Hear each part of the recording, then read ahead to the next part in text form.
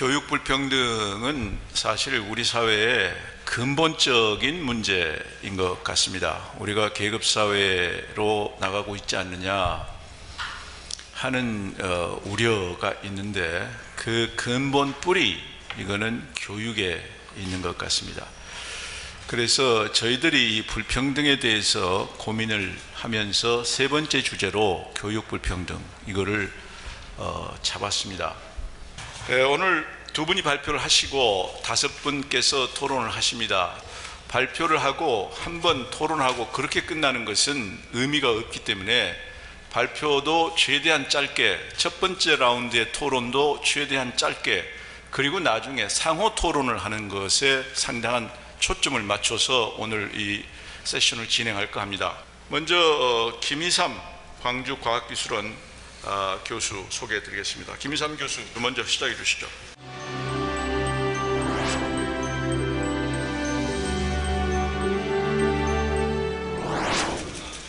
네, 제가 오늘 말씀드리고자 하는 것은 교육 불평등.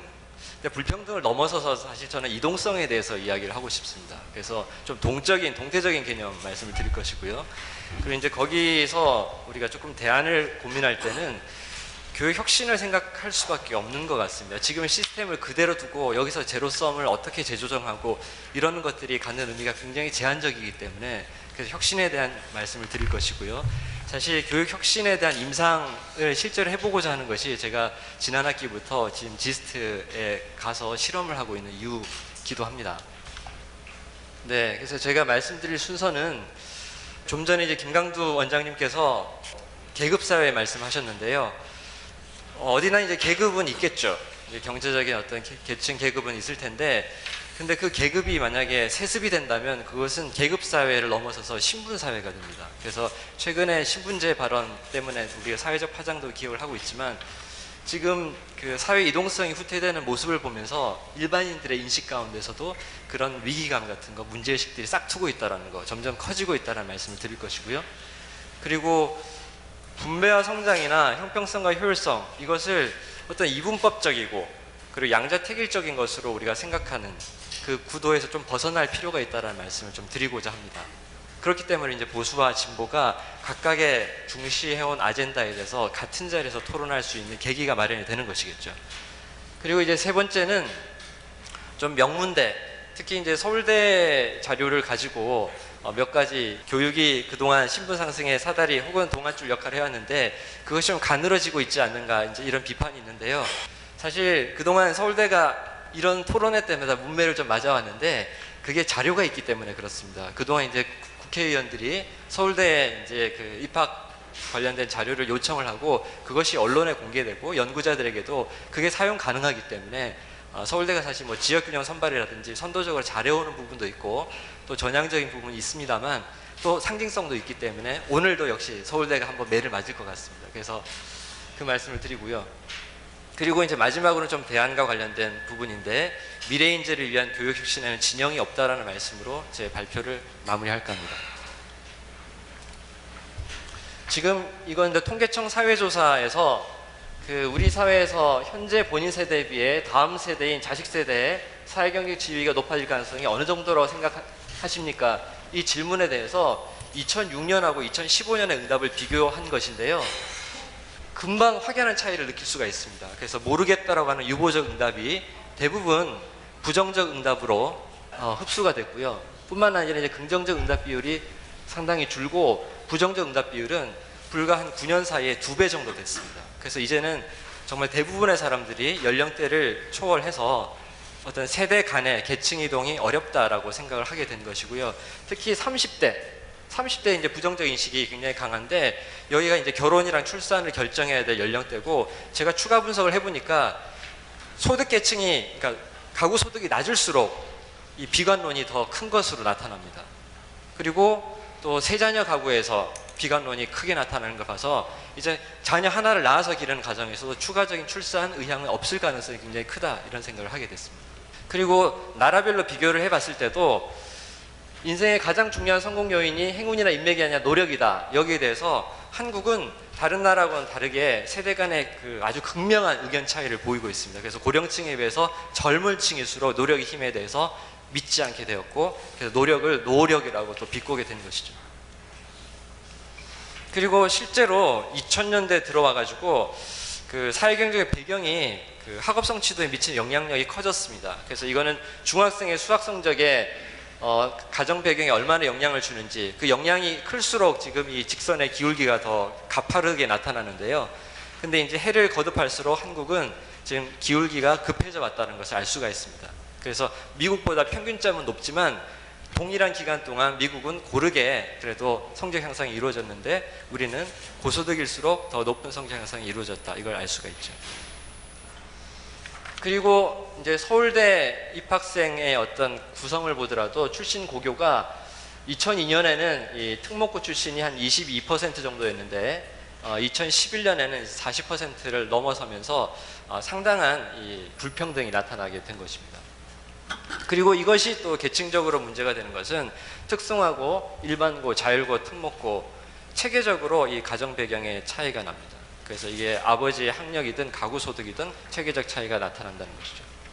자, 그러다 보니까 사람들의 인식뿐만 아니라 실증적인 데이터를 사용한 연구에서도 세대 간의 어떤 계층 대물림, 그러니까 아버지하고 아들이 얼마나 사회경제 지위나 아니면 학력 면에서 닮아 있는가, 그 상관계수를 추정을 해봐도 과거에는 상당히 높다가 그 다음 세대는 낮아졌다가 지금 현재 다시 높아지는 이런 V자형 모양을 그려주고 있습니다. 그래서 4대 간 추적을 해보는 이 결과인데요. 이걸 보더라도 최근에 사람들이 생각하는 이 신분제에 대한 어떤 우려, 이것이 기우만은 아니다라고 생각이 됩니다. 그리고 이렇게 과거에 우리가 상당히 다이나믹 코리아 하면서 계층 이동성이 이게 높아졌다가 다시 낮아지는 이유가 무엇인가? 역사적인, 또 경제적인, 사회 환경적 요인이 있을 겁니다. 그래서 역사적으로 우리 계층 대물림이 아주 낮았던, 즉 계층 이동성이 활발했던 이유는 사실 역사적으로 열린 공간이 생겼죠. 그래서 파괴 속에서 새로운 질서가 정립될 때까지 빈 공간들에서 많은 그 이동들이 이루어졌다는 것이고, 그것이 빠른 경제 성장이나 사회 변화하고 맞물리고 또 높은 교육열에 따라서 그런 변화들이 가능했고요. 근데 이제 최근에 보면 여러 가지 경제 환경이라든지 이런 부분도 그 반대로 작용하고 있습니다. 특히 우리가 그 앞으로 뭐 4차 산업혁명 이야기하면서 최근에 이제 굴지의 기업들이 대부분 플랫폼 기업입니다. 인터넷을 기반으로 하는. 그래서 보통 톨게이트 산업이라고 하는데 그쪽으로 우리가 그 여러 가지 정보뿐만 아니라 부와 소득이 집중되면서 그것이 실무분을 재투자되지 않고 있는 이런 것들도 지금 고용 없는 성장의 하나의 배경적 요인이라고 할 수가 있겠고요. 그 다음에 한국 사회에서 벌어지고 있는 여러 가지 교육 경쟁, 사교육 영향력이 강화된다든지, 아니면 그 과거에 우리나라의 어떤 그 형평성을 지탱해왔던 것들이 더 이상 지속하기가 어려워졌던 건 생각을 해봅니다. 그 다음에 이제 성장과 분배의 형평성과 효율성 얘기를 잠깐 말씀드리도록 하겠습니다. 반드시 상충관계가 아니라는 것이죠. 지금 이제 이 그래프는 OECD 보고서에서 가져온 것인데요. 그 이제 다른 나라들에서도 이 지니 계수로 우리가 그 측정한 소득 불평등도가 이제 높아져 온 것은 사실입니다. 이제 나라에 따라 조금 차이는 있지만, 근데 이제 여기서 OECD 보고서가 주목한 것은 소득 불평등도가 높아진 나라에서 그 후에 경제 성장률이 상당히 저조했다라는 것입니다. 그래서 지금 여기에 표시되어 있는 나라 중에서 영국이라든지 뉴질랜드라든지 멕시코 같은 경우에는 그 시기에 그런 소득 불평등도가 상승이 없었으면은 추가적인 경제 성장이 더 가능했을 것이다. 이제 이렇게 추정을 하고 있습니다. 그러면 그 이유는 무엇인가? 이제 OECD가 주로 지적하고 있는 것은 교육입니다. 그래서 불평등도가 높아지게 되면은 이게 아주 못 사는 가정뿐만 아니라 중산층 이하 가정에서도 인적 자본에 대한 투자가 아주 급속하게 줄어든다는 것을 발견하고, 그래서 소득 불평등도가 높아질 때 이제 중하위 계층에서 학업 성취도가 상당히 떨어지는, 혹은 그 학교를 덜 가는, 인적 자본 투자가 적게 일어나는 이런 것들을 발견하게 된다는 겁니다. 근데 이제 이게 불평등도를 넘어서 가지고 계층 간 대물림으로 이렇게 고착화될 때는 사실 해봤자 소용없다, 이런 이제 회의감하고 비관론이 팽배하게 되고, 이것은 우리가 사실 저출산 고령화 시대에 인적 자본 한 명 한 명, 사람 한 명 한 명의 생산성이 중요한 시기에는 굉장히 그런 인적 자본 투자 요인이 줄어든다는 것은 아주 우리에게는 아주 그 배드 뉴스일 수밖에 없다라는 생각이 듭니다. 자, 그래서 한국적인 맥락에서 보게 되면 사실 우리 그 대학 진학률이 너무 높다라는 우려들을 해왔었습니다. 그래서 실제로 보면은 이제 2000년대 중후반 되면은 그 일반계 고등학교, 인문계 고등학교 학생의 10명 중에 9명이 대학을 갔고요. 그 다음에 특성화고, 즉 전문계 고등학교, 실업계 고등학교 학생들도 10명 중에 7명이 대학을 가서 이거는 조금 잘못됐다 이런 지적도 나왔는데, 그러나 최근에 상황이 많이 바뀌었습니다. 그래서 지금 보면 일반계 고등학교는 10명 중에 8명이 대학을 가고 있고요. 근데 특성화고 같은 경우는 이제는 10명 중에 4명만 대학에 가고 있습니다.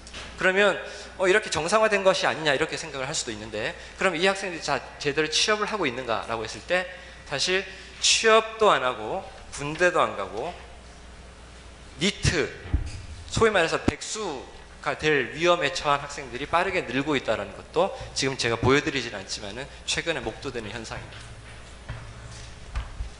자, 그런데 이것이 비단 그 형평성뿐만 아니라 효율성이나 성장하고도 관련이 있는 것은 사실 인재가 적재적소에 배치되는 것이 상당히 중요합니다.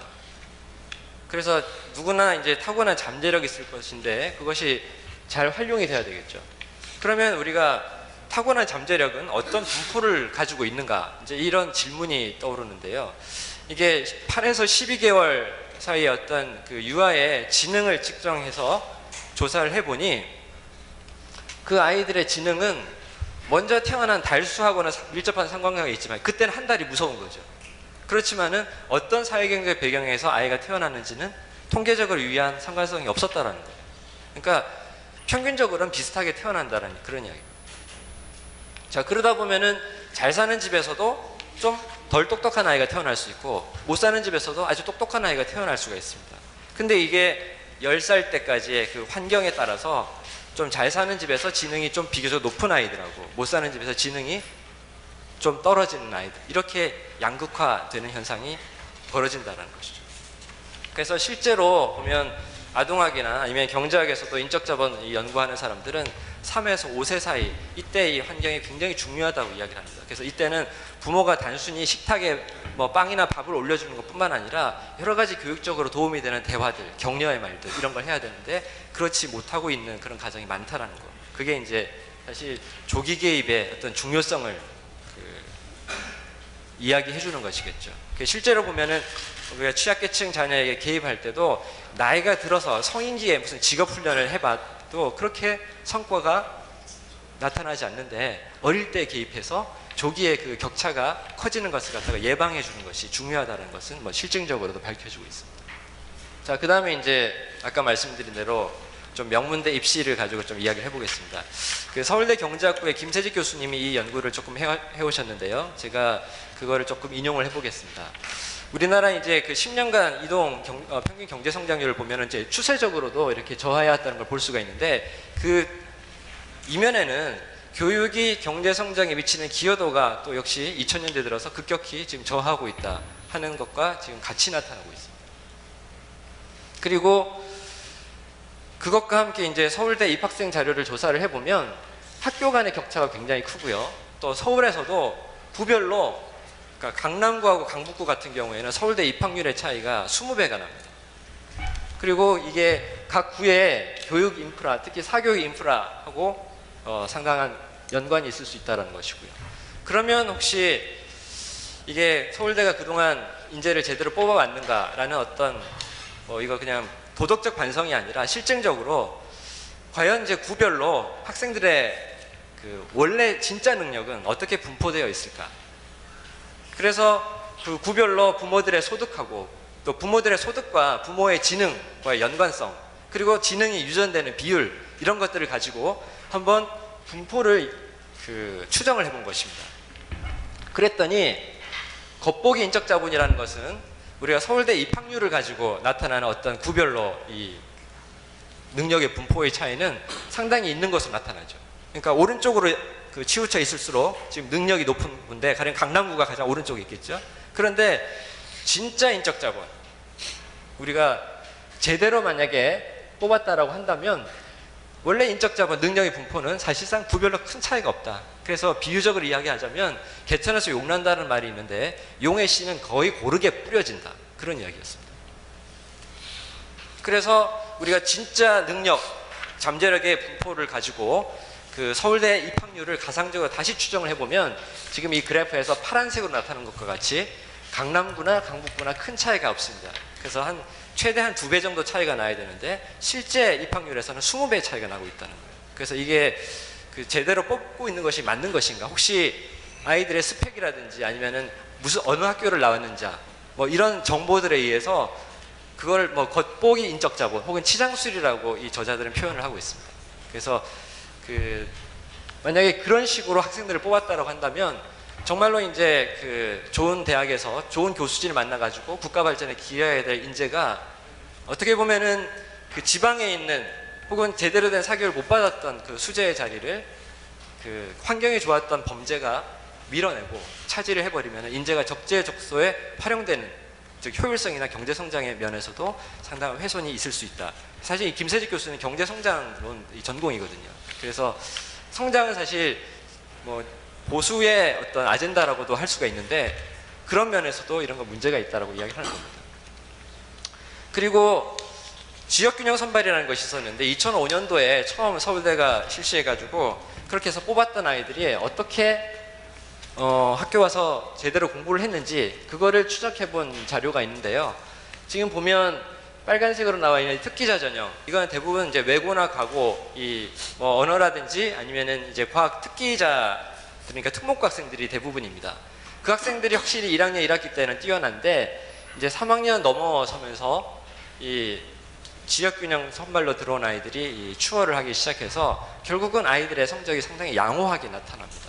근데 이 현상은 사실 그 서울대뿐만 아니라 지금 제가 가 있는 그 지스트 광주과학기술원에서도 그 영재고나 과고 학생들의 일종의 선행학 교육 약발이라고 할 수 있죠. 일반화학, 일반물리도 뭐 호흡학도 다 배워서 오니까 그게 1학년 때는 아이들이 앞서갑니다.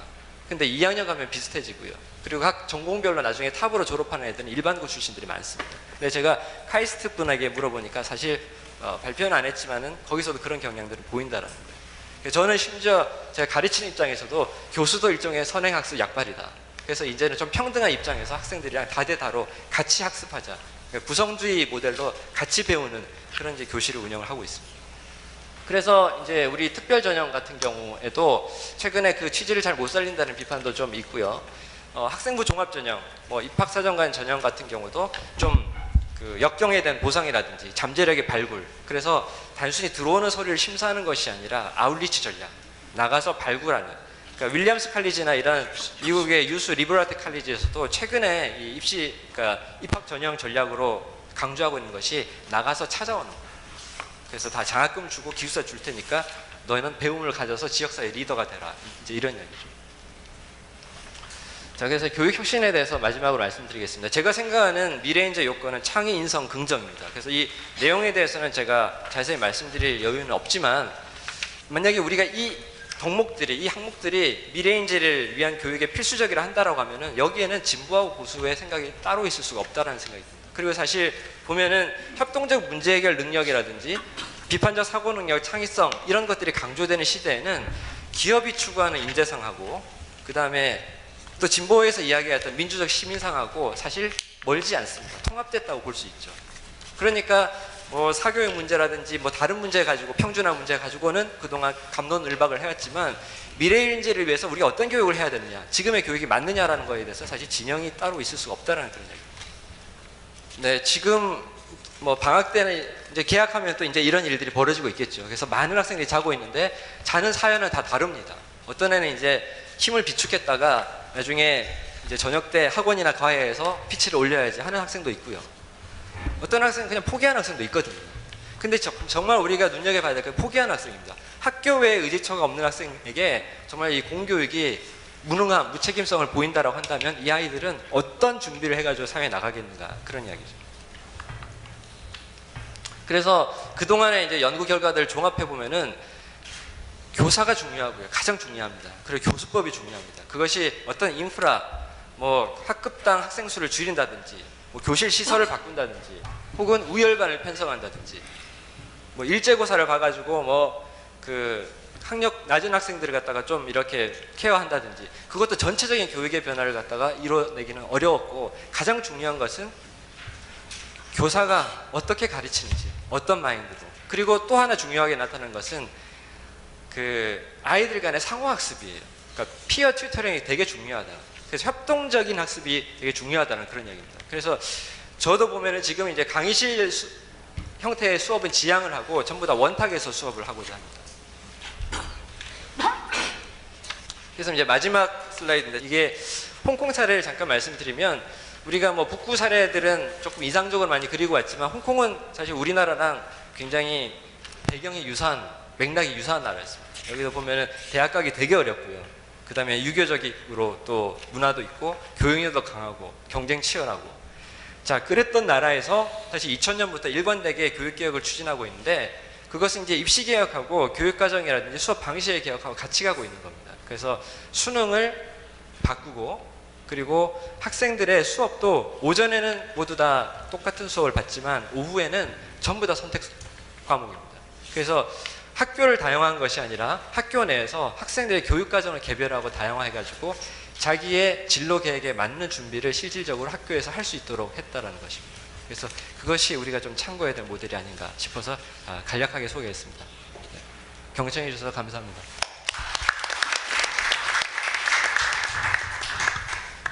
그러면 다음엔 우리 이기정 교사께서 발표를 해 주시겠습니다. 이 교사는 고교 현장에서 꾸준히 학생들하고 접하면서 많은 문제를 스스로 정리하셔서 책으로 내신 적도 있고 또 계속해서 좋은 글을 많이 써주고 계십니다.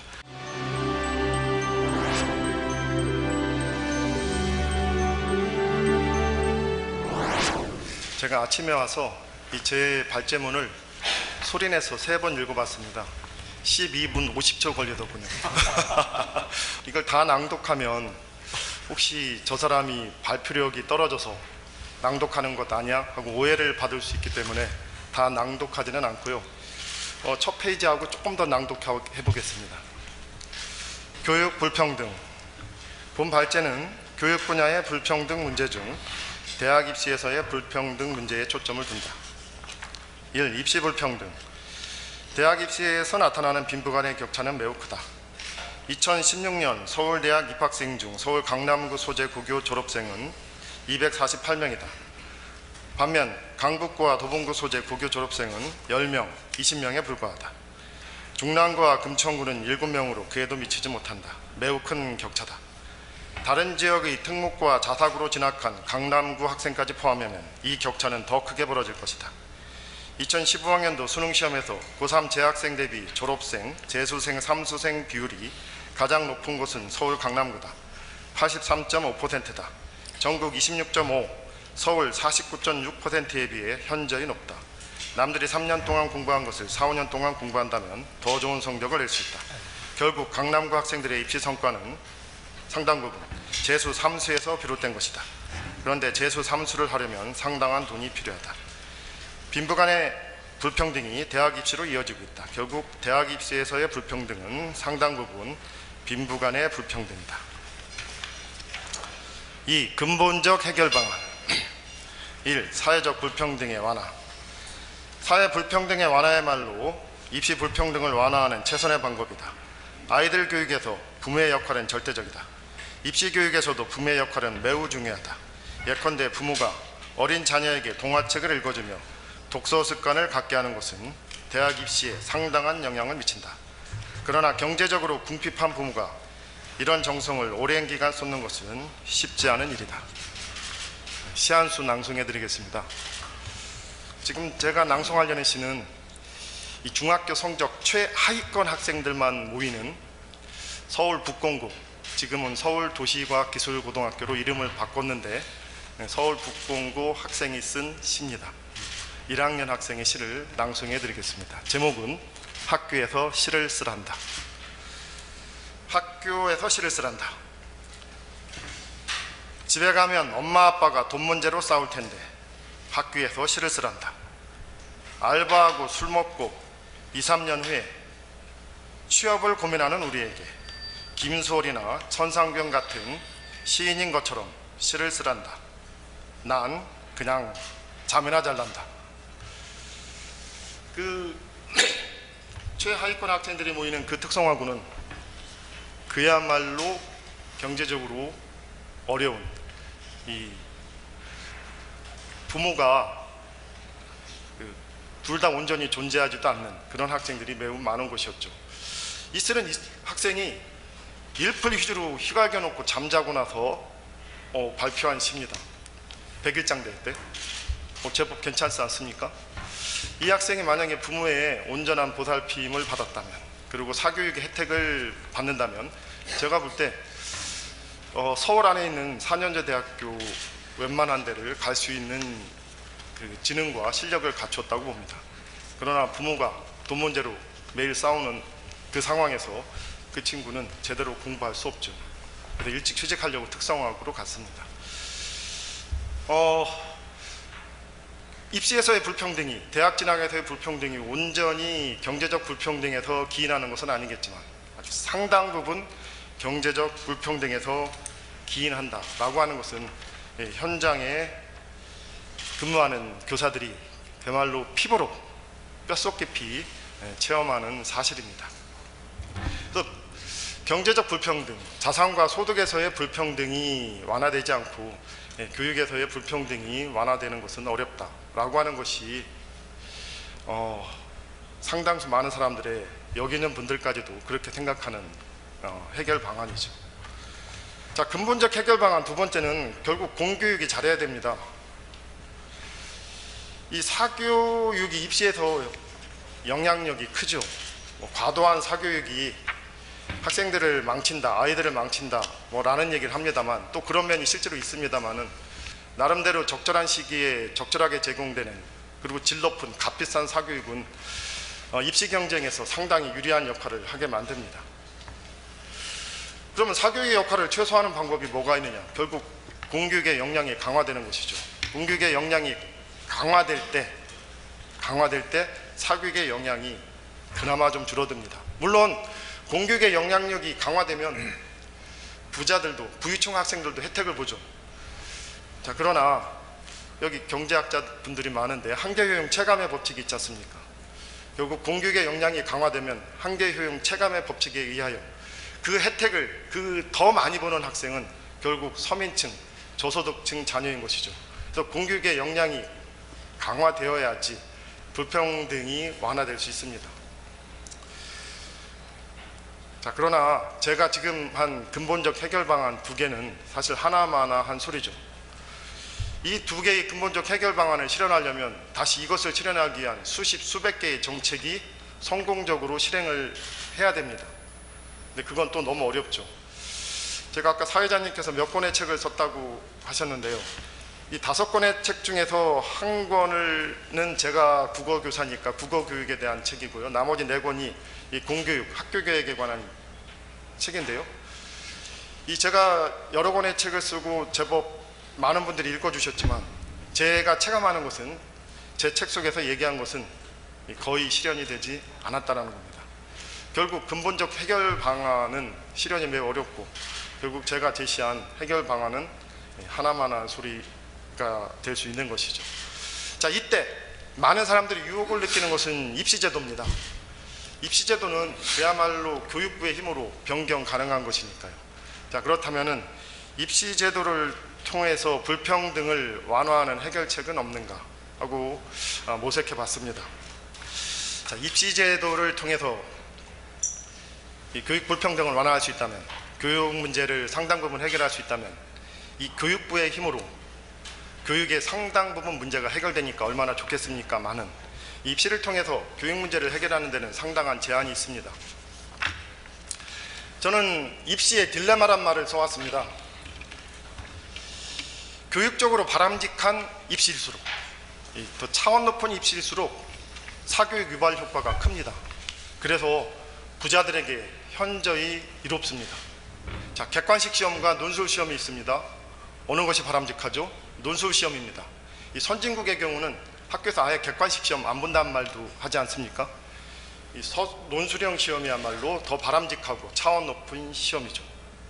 자, 그러나 논술 시험이 훨씬 더 사교육 유발 효과가 큽니다. 1994학년도 입시에서 수능 시험과 함께 대학별고사가 도입됐습니다. 대학별고사는 대부분 논술식 시험이죠. 3년 버티고 폐지됐습니다. 그 이유가 시험 자체가 저차원적이어서? 아닙니다. 사교육 유발 효과가 너무 커서 사회적 압력을 감당할 수 없어서 3년 만에 폐지한 겁니다. 그 대학별고사를 폐지하고 그 중에 일부 논술고사만을 남겨놨던 것이죠. 학력고사가 폐지되고 수능시험이 도입되는데요. 그럼 같은 객관식이지만 어느 것이 더 차원 높으냐? 수능시험입니다.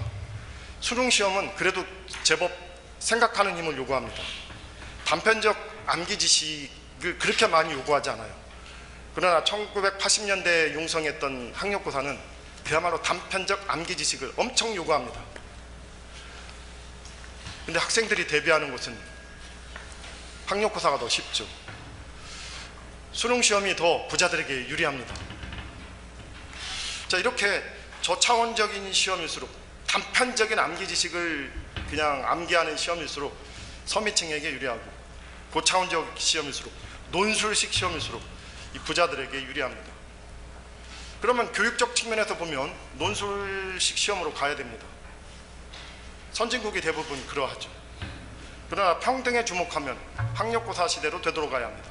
실제로 최근 학력고사 시대로 되돌아가자라고 주장하는 사람들 매우 많아졌습니다.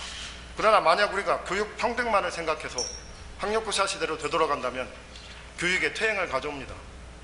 그야말로 교과서 하나 참고서 딸딸딸 외우는, 선생은 일방적으로 교재를 설명하고 학생들은 듣기만 하는 이런 저차원적 학습에 가장 딱 맞는 것이 학력고사였거든요.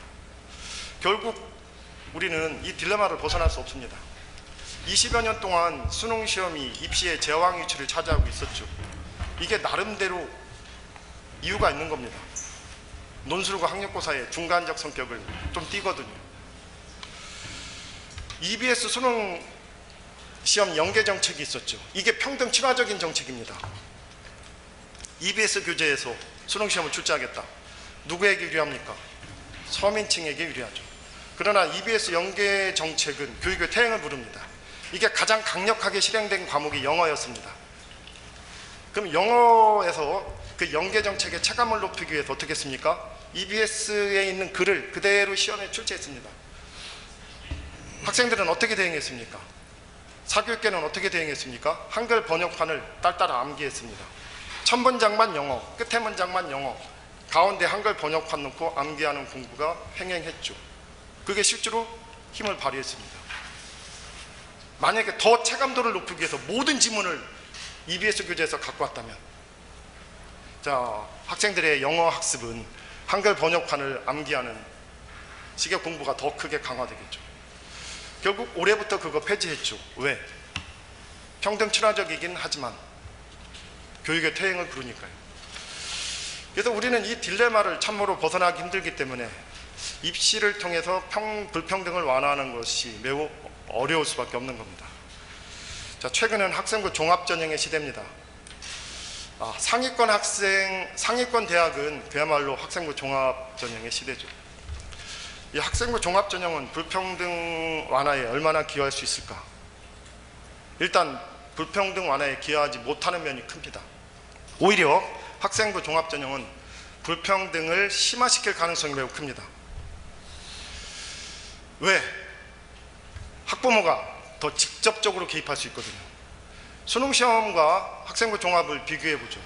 수능시험은 아무튼 고사장에서는 학생 스스로 답안 문제를 풉니다. 학교에 못 들어갑니다. 부모들은. 아무튼 고사장 안에서는 학생과 학생끼리의 경쟁이죠. 물론 부자들은 비싼 사교육으로 그 전에 학생들에게 도움을 주지만 아무튼 그날은 학생끼리의 경쟁입니다. 하지만 학생부 종합을 보죠. 학생부 종합은 그야말로 여러 가지가 종합되는 겁니다만은 보통 학생부 종합을 종합답게 만드는 것은 스펙이라고 하죠. 비교과라고 합니다. 이 비교과의 어떤 것들은 학부모가 직접 개입할 수 있습니다.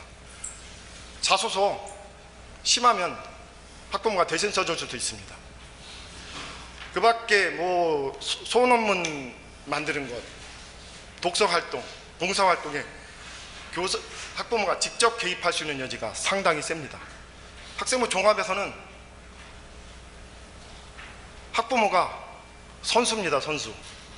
학생이 선수고 학부모는 응원만 하는 것이 아니라 어떻게 보면 입시 경쟁에서 학부모도 직접 뛰는 선수가 될 수 있는 것이 학부모 종합전형입니다.